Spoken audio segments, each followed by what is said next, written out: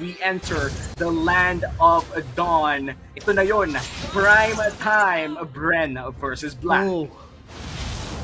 Position 4 and 5, Edith. I think this is gonna be a pause for Edith, yes.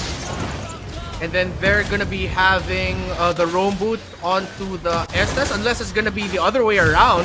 Amo kasi Haji yung naka-roam boots kasi yung XP right now napupunta mo ang mas madalas napunta kay kay Estes eh. And ito medyo tahimik ang ating laro. Wala pa naman tayong nakikitang big invades. But in terms of rotations, if you umalis na agad ng mid lane, he's currently level 2 at naghahanap na agad ng pressure dito kay Owl in the gold lane. Oh. See, both teams are now being very calculated. Kung saan sila gagalaw sa mapa, how are they gonna be clearing their minion waves? How will they maximize their ability to win their lanes?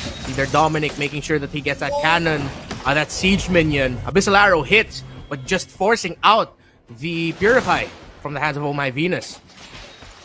That's the first big Abyssal Arrow coming in from Few here kay Mr. Archangel. Tamaan si John Marvilla Luna with the Purify being burned. That's 1 minute without the Purify for Mr. Villaluna. And magiging magiging massive if ever they do go for mid-lane fights. Pero si Medivh na ata ang uunahin nila. Still, no kills, no? Nakaka-surprise na pressure lang talaga ang laruan ng both teams dito. Yeah. Interesting thing to note here, roam boots for both the Lina and the Ruby. Both of them have roam boots up. Dire hit. Blessing there for Medivh, for Mr. Arcangel, and Conceal there for Joy Boy's Ruby. Bren Esports, they are ahead of 300, 200 gold. Di pa naman ganun kalaki ang ating gold lead. And in fact, Turtle will be started here by Saksa. Mukhang Turtle secured na ata at binigay lang ng libre ng Blacklist International. Alam nilang power spike ng Lancelot ngayon and they shouldn't fight that or contest ng agad-agad. This Claude on the hands of Kev on the side of Bren Esports. Killing spree emblem niya. Slightly nerfed. Instead of 15% of a heal, you get 12% heal, but it is still an impactful thing to have na pag nakuha ng kill dun si Kev, so be able to heal through it. Same thing goes for Saksa Jago.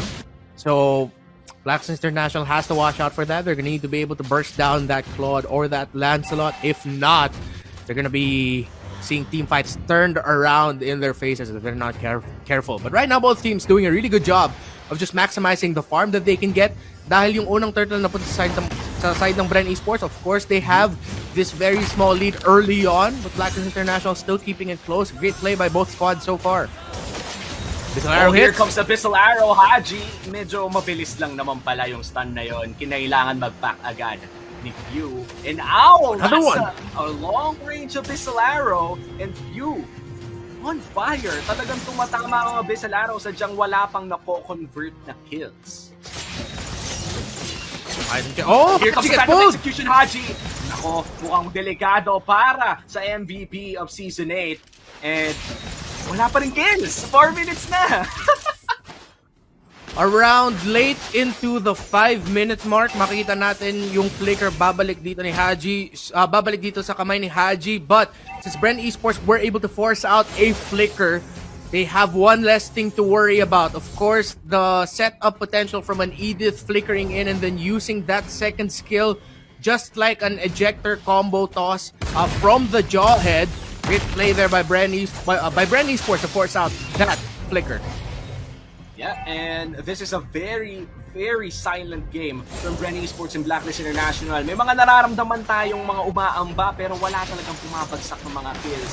And right now, no, Turtle will be started by Bren Esports. Natin here and Dominic. Nako, napakagandang hila galing kay Joy Boy. And here comes the heals coming in from the queen herself. But the Turtle will be going to the hands of Bren Esports at magbaback na rin sila. First blood, mapupunta rin sa kamay ni Saksa Jago. Calculated team fight by both squads. Their great positioning from Haji and Joy Boy respectively. But at the end, it was a great pull by Joyboy to give Bren Esports that small window to actually win that team fight, and eventually they were able to. Tower gets broken topside by Bren Esports. Blacklist International only lost one so far. So, low kill game, but nakita natin dito yung mastery talaga ng dalawang teams in terms of managing their minion wave, prioritizing the objective team fights, being able to win victories via objectives.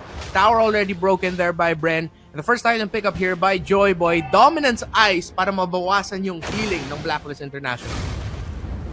And that is a very early Dominance Ice coming in from Joyboy. Naninigurado lang, you are facing an Estes. In fact, the best Estes in the world currently. And Blacklist International, kailangan mo talagang bilisan ang Dominance Ice na yan. Wow! You really landing those Abyssal Arrows. Sadyang ang ganda ng positioning ng Blacklist International para protektahan yung mga natatamaan ng Abyssal Arrows. But the flicker is burnt already for Dominic. It's a 3v1 dive. Ay mo pende, tumama na rin. Phantom Execution. Here comes the kills. Going down for the side of Bren Esports. Isa na namang kill. Mapupunta kay Saksa Tiago. Pero ang sabi ng Blacklist International, sige, train tayo ng isang turn. Great call by both teams right now. Blacklist International baka makukuha ng isa pang Torre.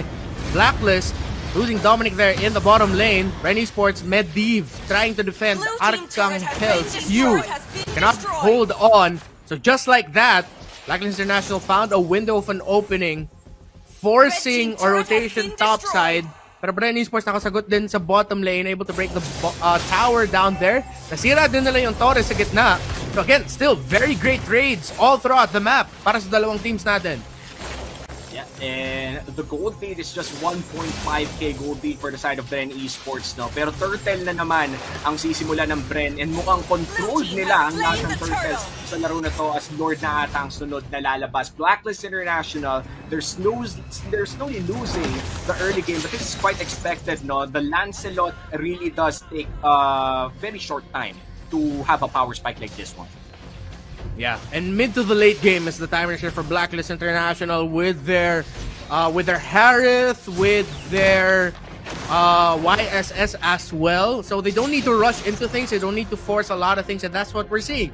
They're just trying to go for the towers, and meanwhile Bren Esports, respecting that, they're going for wins everywhere else. Joyboy as well, but look at that! Blazing duet! Hindi na lang tumama. Actually, tumama sa madami. Falling Star muna as well. The healing coming in from the Queen is more than enough to keep them alive. Men, napakagandang blazing duet galing kay Kebs, pero sabi ni Venus, hindi pwede.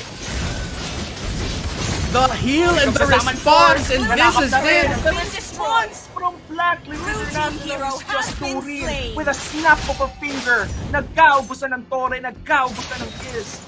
Blacklist International equalizes the gold lead. A great chance and a great response by Bren Esports. Sinabi mo na nga, ang ganda ng pasok doon ni Kev's blazing duet. Akala ko nga makaka-triple kill siya. But the domain of the Moon Goddess, blessing of the Moon Goddess, the ultimate of that Estes, is absolutely being able to heal through everything. Kahit na may dominance ice na si Joyboy, not enough to reduce the healing that the Estes can provide. Bren Esports, they are playing well in this game though, but Blacklist International showing a classic Blacklist response.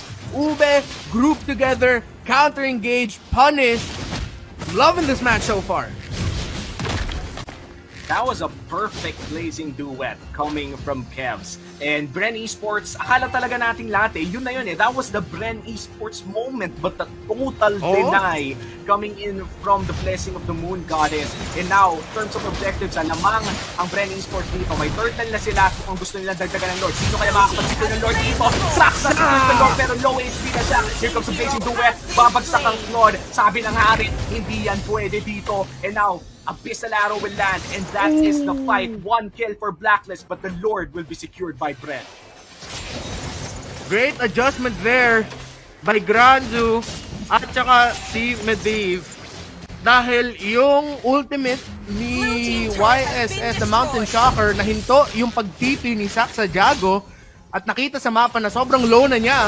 So So dumaan doon si Granzo at saka si Medivh para ma-cover lang yung takas niya. Great response there by Bren Esports. Oh, wait a minute, Harem! Here comes the Zaman Force. Low HP na dito si Haji. Pero mukhang maingay na pupunta sa Torre. And there goes the Edith. He's got a bit of damage coming in from Saxa. It's insane, but he's gonna go down. And now Kev goes to the next place. Duet not yet available. Here comes the stun. Tumama na rin dito sa backline ng Sama International. But killing spree without Blacklist for twice is just insane.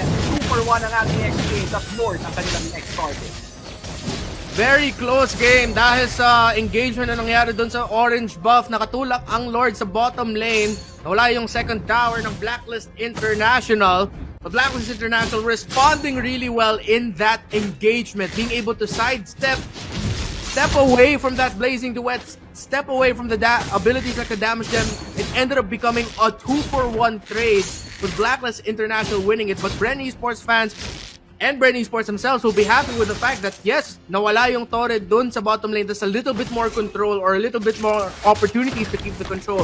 One thing we have to take into consideration as well is early on in an item check, maybe around 4 or 5 minutes ago, nakita natin Haji and Oh My Venus, parehas sila nag-build ng Dreadnought armor. Tingnan natin kung bubuin nila parehas yung anti-crash, pero nakakatulong yun sa pagbaba ng damage ng Claude at ng Lancelot.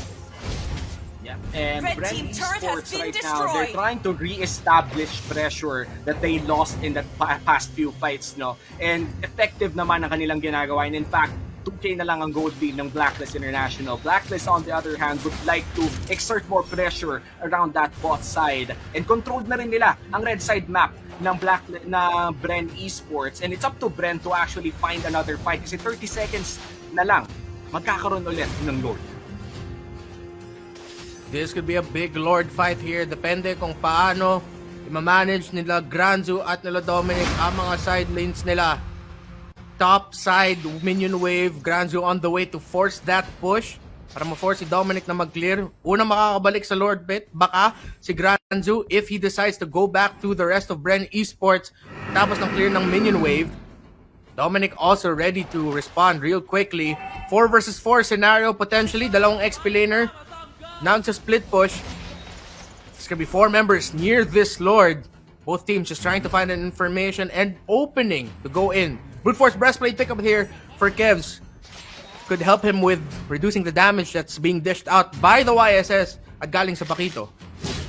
Yeah, and Blacklist International, they do have a priority over this Lord area considering na mas malapit sila. But that doesn't mean hindi kayang pumasok ng Bren Esports. They have a lot of dashes, they have long range engage, and Few is one crucial abyssal arrow away from potentially changing this game for Bren Esports. Pero tingnan nyo naman, napakabilis ng Lord. They're rushing Here comes the Zaman Force, and looks like Lord will be secured by Blacklist International. Kailangan na mag-back ng Bren Esports, and they're gonna back out a 5-man strong, pero ng Lord ay magmamarcha na sa mid lane ng Blacklist.